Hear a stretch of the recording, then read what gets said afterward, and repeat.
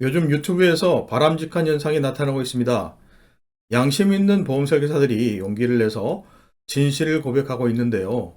왜 지금까지 조용하다가 지금 와서 보험은 없어도 된다고 고백하는지, 어떤 이유 때문인지, 고백 내용은 무엇인지, 또 그 고백에 담긴 맹점과 유의할 점은 무엇인지 분석해 보도록 하겠습니다. 먼저 한국의 보험 체계를 통해서 양심 고백하게 된 배경을 추적해 볼 필요가 있는데요. 한국 보험은 세 가지 체계로 되어 있습니다. 국민건강보험, 실손보험, 종합보험이죠. 이 체계는 제도적인 구분이 아니라 보험 혜택을 받는 우리 소비자 입장에서 구분하는 것입니다. 실손의료비 보험을 줄여서 실손 또는 실비라고 부르죠. 종합보험은 실손과 재물보험을 제외한 질병 항목, 상해 항목이 포함된 종합적으로 포함이 된 보험을 말합니다. 우리가 알고 있는 그 종합보험 그대로를 말합니다. 실손보험과 종합보험은 민간보험입니다. 각 보험에 대해 우리가 알고 있는 정보량을 비교해 보면 국민건강보험에 대해서 가장 모르고 있습니다. 그 이유 한 가지는 3번 주요 이익자들 때문입니다. 국민건강보험의 주요 이익자들은 우리 국민 전체이고 실손보험의 주요 이익자들은 병원을 방문하는 방문자입니다. 병원을 잘 방문 안 하는 사람이나 감기 등 생활성 질병 등으로 방문할 때는 실손보험은 이익이 없죠. 이에 반해 종합보험은 주요 이익자가 보험사와 발병자입니다. 2022년 기준 보험 영업을 하는 보험 설계사가 거의 60만 명을 육박하고 있습니다. 지인 또는 한 달이 건너면 아는 보험 설계사가 한두 명쯤은 다들 있으실 겁니다. 보험사와 보험 설계사들에게 실손보험은 도저히 되지 않습니다. 오히려 적자죠. 그래서 보험사와 설계사들이 제공하는 정보는 자신들에게 이익이 가장 큰 종합보험에 집중되어 있습니다. 국민건강보험에는 영업하는 사람이 단 한 사람도 없습니다. 공단 직원들이 유튜브나 블로그에 국민건강보험 좋다고 홍보를 한다고 수당을 더 주지 않죠. 적극적으로 알려야 할 동기가 하나도 없는 것입니다. 4번, 우리가 지출하는 보험료를 비교해보면 월급이 300만 원이라면 건강보험료는 월급의 7%, 약 21만 원 정도가 됩니다. 회사 반, 내가 반 내지만 여하튼 건강보험료는 21만 원씩이나 내고 있습니다. 실손은 30대라면 1만 원 정도 되고 건강보험은 보통 10만 원 이상 가입을 합니다. 국민건강보험은 그냥 월급에서 빠져나가니까 계산을 안 해봤는데 알고 보니 우리가 내는 보험료가 제일 많습니다. 월급이 더 많은 사람은 더 많이 내죠. 그럼 여기서 우리가 느껴야 하는 부분이 있습니다. 적지 않은 국민건강보험료 20만 원 이상 내고 있고 주요 이익자는 딱 하나 국민뿐이라면 그 효과가 적지 않을 거라는 생각을 하셔야 합니다. 보험사와 60만 설계사들은 자신들의 이익을 위해 국민건강보험이 가진 큰 효과를 제대로 알리지 않습니다. 오히려 숨기죠. 그런데 우리는 왜 이런 6가지 항목에 대해 비교를 해본 적도 없고 비교하는 정보도 들어본 적이 없을까요? 그 이유는 바로 정보의 비대칭성 때문입니다. 정보의 비대칭성이라고 하니까 매우 딱딱한데 쉽게 말해 정보가 없는 사람이 정보가 많은 보험사에게 이용당한다는 말입니다. 세상은 정보를 가진 자가 갑이고 정보가 없는 자가 을입니다. 보험은 굉장히 복잡하고 어려운 상품입니다. 갑질하기 딱 좋은 상품입니다. 우리가 멍청해서 모르는 것이 아니라 여러 가지 전문 지식이 복합적으로 들어가 있어서 어려운 것입니다. 그럼 보험 설계사는 다 잘 아느냐? 설계사분들에게는 미안하지만 매우 그렇지 않다라는 것입니다. 보험 설계사는 누구나 입문할 수가 있습니다. 남녀노소, 나이, 학력, 자격 불문입니다. 누구나 기회를 가질 수 있는 부분이 보험사와 설계사들에게는 장점이지만 우리 소비자들에게는 큰 리스크로 작용합니다. 친구가 보험 설계사를 하게 되면 그 친구를 피하는 이유가 그 친구가 싫어서 그런 것이 아닙니다. 그 친구의 비전문성 때문입니다. 보험 영업을 시작하자마자 보험 전문가 또는 재무 전문가로 스스로 포장을 합니다. 그리고 우리가 가입하고 있는 보험의 문제점을 들춰내고 보험을 자꾸 리모델링 하라고 부추깁니다. 그래서 미움을 받게 되는 것이죠. 보험은 최소 5가지 전문 지식이 복합된 매우 복잡한 금융상품입니다. 의료 지식은 기본입니다. 2번, 보험 지식은 우리가 알고 있는 단순히 암보험 등을 말하는 것이 아닙니다. 보험 상품을 만드는 사람을 보험 계리사라고 하는데요. 보험 계리사에 합격한 사람 기준 통상 수험 기간이 3년에서 5년이 걸린다고 합니다. 합격률은 매우 낮은데 그 이유가 시험 과목에 회계, 금융 등이 들어갑니다. 보험 계리사들이 진짜 회계, 금융 전문가들입니다. 그리고 보험사고가 발생하면 보험금을 산정하는 전문가가 손해사정사입니다.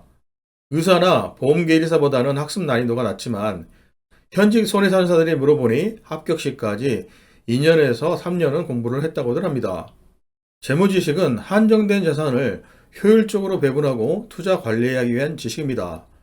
목돈, 저축, 투자, 연금, 보험 등에 가장 효율적으로 자산을 배분해야 하는데 보험 설계사는 당연히 보험 판매에 집중하기 때문에 보험 설계사를 만나서 상담하게 되면 보험료만 기형적으로 늘어나는 상황이 발생하게 됩니다.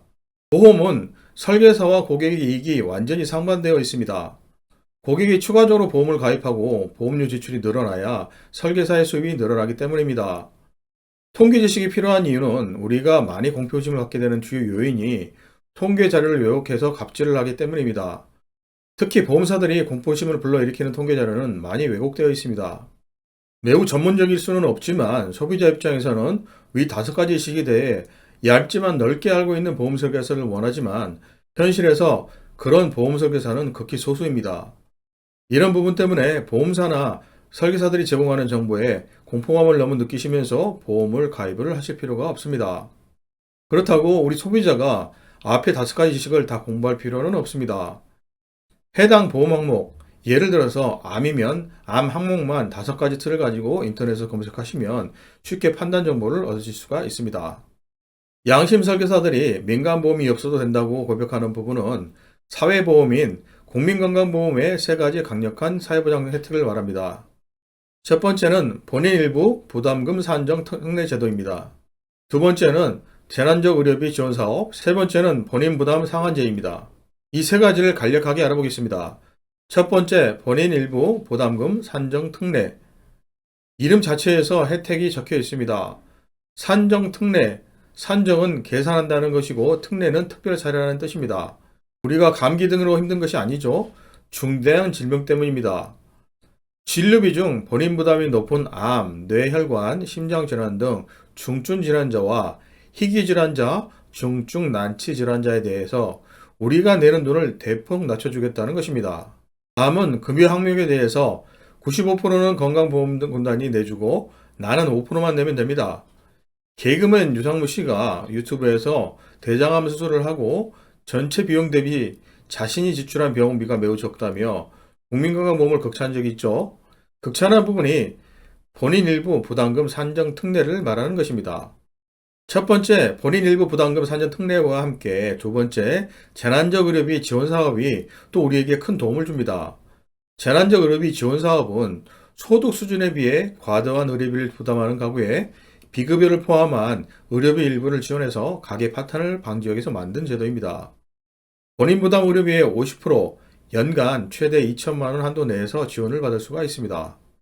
혜택을 받는 대상 질환은 입원 치료할 때 모든 질환이고 통원 치료할 때 중증 질환, 암, 뇌혈관 질환, 심장 질환, 희귀 질환, 중증 난치 질환, 중증 화상 질환은 지원 혜택을 받을 수가 있습니다. 대신 소득과 재산의 기준점을 넘어서는 경우에는 제외되는데요. 소득 기준은 한국의 전체 가구의 평균 소득 50%가 기준점입니다. 2020년 기준 4인 가구 건강보험료 16만 7천 원 정도가 기준이라고 보면 됩니다. 이보다 많이 내시면 해당이 안 됩니다. 재산은 과세표준 5억 4천, 시가 약 10억 원을 넘어가면 재난적 의료비 지원 사업에서는 제외가 됩니다. 그 이하라면 재난적 의료 지원을 받을 수가 있습니다. 세 번째는 본인 부담 상한제입니다. 첫 번째와 두 번째 혜택을 받고도 의료비가 커지면 걱정도 커질까봐 본인 부담을 상한액을 정해놨습니다. 현재 건강보험료를 얼마만큼 내고 있는지 소득 10분위에 따라 상한액을 정해놨습니다. 이 개인별 상한액을 초과하는 금액에 대해서 건강보험공단이 대신 병원비를 부담하는 제도입니다. 산정 특례, 의료비 지원, 부담 상한제 이 3가지 지원 제도가 사회보험인 건강보험이 가진 우리에게 주는 막강한 혜택입니다. 아프지 않은 사람은 건강하게 지내시면 되고 아프시더라도 건강보험료를 내고 계시거나 피부양자시라면 강력한 국민건강보험이 있기에 실손보험이나 종합보험이 없다고 너무 겁을 내시면서 가입할 필요성을 느끼실 필요가 없다는 이야기입니다. 그렇다면 기존에 가지고 있는 실손이나 종합보험은 필요 없느냐라는 질문을 할 수가 있는데요. 실손보험은 맹점이 있습니다. 국민건강보험은 소득이 있을 때는 보험료를 내지만 은퇴 후 자녀 밑으로 피부양자가 되면 보험료를 안 내도 됩니다. 반대로 실손은 60세가 넘어가면서 급격하게 보험료가 올라갑니다. 4세대 실손이 아닌 경우에는 10만 원이 훌쩍 넘습니다. 그런데 10만 원에서 고정이 아니라 20만 원, 30만 원, 40만 원이 될 수도 있습니다. 그다지 병원을 가지 않는 건강한 사람은 지출 금액이 매우 부담이 되는 것입니다. 단순히 감기 등 잔병에는 실손보험은 전혀 효용성이 없습니다. 중증에 걸려야 하고 또한 오랫동안 입원을 해야 많은 혜택을 볼 수가 있습니다. 그런데 요즘 중증에도 입원기간이 길지 않습니다. 실제 암이 발병하고 수술을 하더라도 입원기간은 많아봐야 보름 정도입니다. 60세가 넘으면서 10만 원이 넘는 실손보험료 때문에 스트레스 받아 오히려 암에 걸리겠다고 하는 우스갯소리가 있습니다. 실손을 가져갈지 없앨지는 개인의 건강 상황과 재정 상황에 따라 판단하시면 될 것 같습니다. 그렇다면 종합보험은 어떨까요? 종합보험은 전체적인 재무관리 관점에서 생각해 볼 필요가 있습니다. 보험료 관점에서만 보면 무조건 보험료가 많고 보장기간이 길어야 좋습니다. 그렇게 되면 보험료 부담이 커지고 재무 상태가 불균형이 일어나 어떤 항목을 희생해야 합니다. 보험료 지출이 늘어나서 필수적인 지출 항목을 줄일 수밖에 없는 상황이 발생한다는 것입니다. 예를 들어서 아이들 교육비를 줄여서 보험료를 내야 하는 상황이 발생할 수도 있다는 이야기입니다. 이런 집들이 매우 허다합니다. 이 보험이 좋다고 하니까 이거저거 가입하다 보험료가 눈덩이처럼 불어나고 혹시나 하는 마음에 해지도 못하고 전전긍긍하는 집들이 많습니다. 보험은 확률입니다. 그런데 확률이 생각보다는 크지 않습니다. 건강할 확률이 암에 걸릴 확률보다 훨씬 큽니다. 그리고 3대 질병에 모두 걸릴 확률은 아주 낮습니다. 예를 들어서 100세 만기 종합보험에 가입을 해서 보험의 효용성을 다 찾으려면 가능한 빠른 시간 내에 3대 질병에 모두 걸려야 합니다. 그런데 3대 질병에 걸린 사람은 아주 극소수일 겁니다. 3대 질병 중 하나 또는 둘에 걸리면 대부분 돌아가시기 때문입니다. 또한 4인 가족이 종합보험에 가입했다면 4인 가족 모두 3대 질병에 빨리 걸려야 보험료 낸 만큼의 보험 효과를 다 뽑아낼 수가 있습니다. 예를 들어서 4인 가구가 보험료 40만 원씩을 내고 있다면 20년 동안 1억 정도 보험료를 내게 됩니다. 투자의 기회비용까지 더하면 20년 내에 최소한 2억 정도의 보험금을 받아야 본전입니다. 여러분, 보험 가입 후 지금까지 2억 원은 받아보셨습니까? 아니라면 다음 내용을 집중해 주시길 바랍니다. 그럼 어떤 근거로 그렇게 말하는 것이냐? 근거를 제시해 보라 하실 수가 있습니다. 일단 국내 종합보험과 해외 종합보험을 비교해 드리겠습니다. 제가 말하는 해외 종합보험은 금융선진국 유럽 쪽의 종합보험을 말합니다. 동남아나 아프리카의 후진국 보험 상품을 말하는 게 아닙니다. 같은 피사인데 국내 피사와 해외 피사는 상품 효용성이 완전히 다릅니다. 보험료가 국내 피사가 100%라면 해외 피사는 국내 피사의 70% 정도 됩니다. 보험료는 해외 피사가 30%더 싸다는 것입니다. 그리고 가장 큰 문제가 보험금인데 국내 피사는 고정되어 있습니다. 반면 해외 피사의 보험금은 계속 증가를 시켜줍니다. 국내 피사는 암보험이 3천만 원이면 평생 3천만 원을 보장받습니다. 평생 3천만 원이면 시간이 갈수록 구매력 하락으로 매년 보험금이 줄어드는 것과 같습니다. 그럼 우리 소비자 입장에서는 보험금 가치가 매년 줄어드니 보험료를 매년 줄여서 내야 하는 것이 맞습니다. 다른 각도로 보면 지금 내가 보험료 10만 원을 내면 이 10만 원은 20년, 30년 투자를 한다면 30만 원, 40만 원이 되어 있을 거기 때문에 보험료를 할인해서 받아야 된다는 얘기죠. 해외 피사가 보험금을 계속 늘려줄 수 있는 재원의 배경은 배당금에 있습니다. 국내 피사뿐만 아니라 국내 모든 보험사는 배당이 없는 무배당 상품입니다. 여러분이 가입한 보험 상품의 첫 글자가 모두 무자가 붙어 있을 겁니다. 무배당 보험은 배당금을 주주가 가져갑니다. 반면 해외 피사는 배당금으로 보험금을 올려주는 것입니다. 그리고 이 배당금 때문에 해지원금이 늘어납니다. 국내 종합보험은 갈수록 해지원금이 줄어들지만 해외 종합보험은 해지원금이 계속 늘어납니다. 그리고 보험금 지급 횟수가 국내 피사는 동일 질병 한 번이지만 해외 피사는 동일한 질병 최대 5회까지 받을 수가 있습니다. 전체적인 효용성 측면에서 같은 브랜드 피사라도 해외 피사 종합보험이 압승입니다.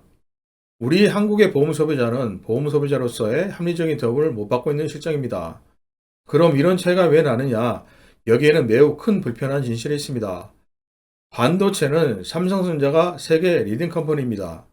하지만 국내 금융권의 세계 금융 경쟁력은 매우 떨어집니다. 그 이유가 국내 금융산업은 해외 진출할 경쟁력이 없기 때문에 정부의 보호 아래 국내에서만 독과점 사업을 하고 있기 때문입니다. 소비자들이 쌈짓돈을 내서 국내 금융회사를 먹여 살리고 있다고 보시면 됩니다. 국내 금융회사들은 해외에서 돈을 벌지 못합니다.